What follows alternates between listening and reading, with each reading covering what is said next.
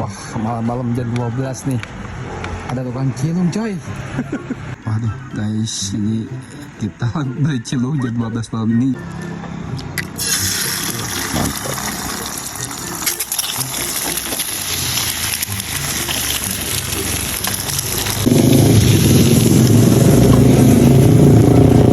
Biasanya kalau tutup jam berapa? Tutup kalau keluar jam 6 pagi, tutup jam 11 siang. Enggak, ini apa tumben-tumbenan, belum pulang jam 12 malam. Jam berapa tuh biasanya? Jam 1 kadang-kadang. Jam 1 malam banget. Iya, emangnya udah kebiasaan begitu. Emang jualannya sore mulainya.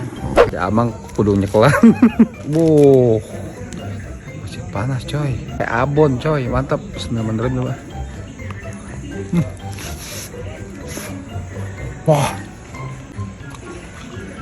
Dari harga 5.000 ini udah full telur, bumbu kecap, Aida